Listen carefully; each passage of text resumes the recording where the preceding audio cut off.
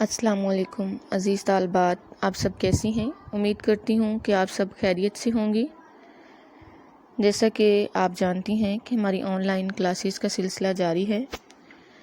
ہم پڑھ رہے تھے سبق نمبر 7 دستک، جو کہ مرزا ادیب نے لکھا ہے۔ صنف کے اعتبار سے ڈرامہ ہے۔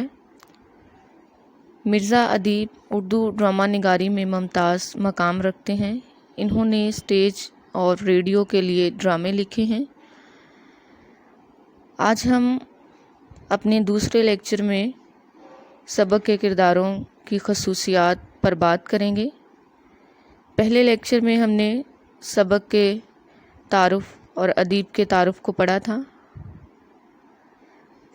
سبق دستک 3 کرداروں پر مشتمل ہے: ڈاکٹر زیدی، بیگم زہدی اور ڈاکٹر برہان۔ سبق میں مصنف ایک ایسے شخص کی عکاسی کرتے ہیں جنہیں ڈاکٹر زہدی کہا جاتا ہے، جو ماضی کے دریچوں میں جھانکتا ہے تو اسے اپنے ماضی میں کی گئی کوتاہیاں جو اس نے اپنے فرائض کے دوران میں کی، اپنی ضمیر پر دستک دیتے ہوئے سنائی دیتی ہیں۔ کیونکہ ڈاکٹر زیدی ایک ریٹائرڈ ڈاکٹر ہیں،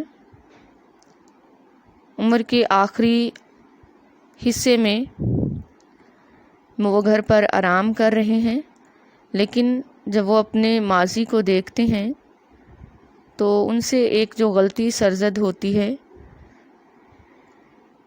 وہ کوتاہی ان کے ضمیر کی آواز بن جاتی ہے اور بار بار یوں لگتا ہے کہ جیسے وہ دروازے پر دستک کو سن رہے ہیں، لیکن در حقیقت یہ دستک نہیں بلکہ ضمیر کی آواز ہے۔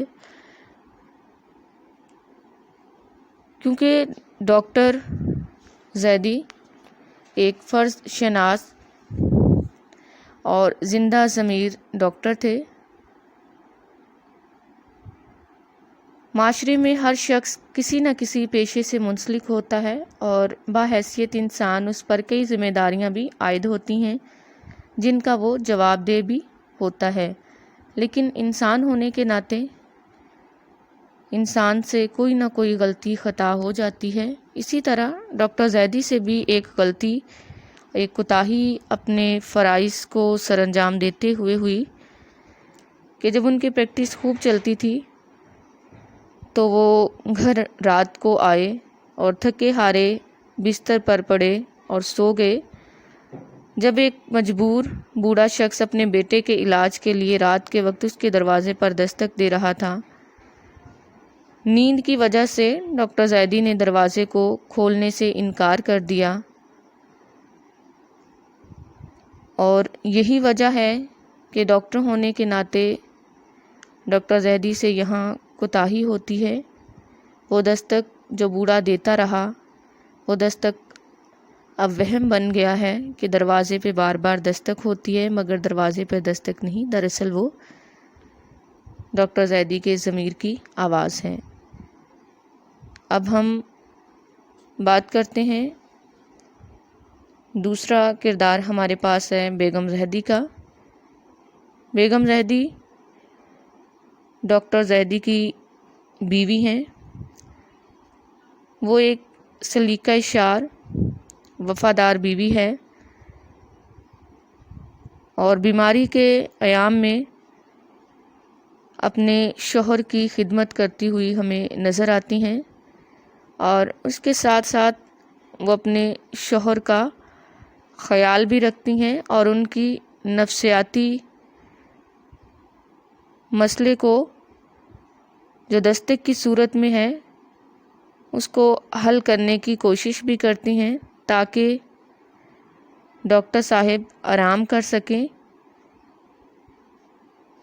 اور بیوی ہونے کے ناطے اپنے شوہر کی تماداری بھی کرتی ہیں۔ اب ہم بات کرتے ہیں، تیسرا کردار ہمارے پاس ہے ڈاکٹر برہان کا۔ ڈاکٹر برہان ڈاکٹر زہدی کے معالج ہیں، ان کا علاج کر رہے ہیں، نوجوان ڈاکٹر ہیں۔ ڈاکٹر برہان بھی اپنے پیشے کے تقدس اور تقاضوں کو بخوبی سمجھتا تھا اور اس لیے اپنے فرائض باحسن و خوبی انجام دے رہا تھا۔ اس نے اپنے آپ کو اپنے پیشے کے لیے وقف کر رکھا تھا۔ دن ہو یا رات وہ اپنے کام میں مگن رہتا اور کسی طرف دھیان نہیں دیتا۔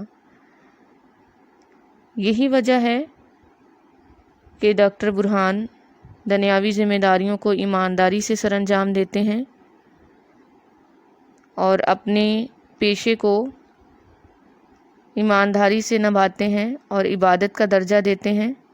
ڈاکٹر برہان بھی بڑی ایمانداری اور دیانتداری سے اپنی ذمہ داریوں کو نبھاتا ہوا طوفانی رات میں بھی ڈاکٹر زیدی کا حال پوچھنے آتے ہیں اور انہیں دوا دینے آتے ہیں۔ اس سے ظاہر ہوتا ہے کہ ڈاکٹر برہان ایک فرض شناس اور اپنے پیشے سے محبت کرنے والا ڈاکٹر ہے۔ اسٹوڈنٹس، آج ہم نے سبق کے کرداروں پر بات کی ہے۔ امید کرتی ہوں کہ سبق کے کرداروں کی خصوصیات آپ کو سمجھ آ گئی ہوگی۔ یہ تھا ہمارا دوسرا لیکچر۔ اگلے لیکچر میں ہم سبق کے خلاصے کے اہم نکات پر بات کریں گے۔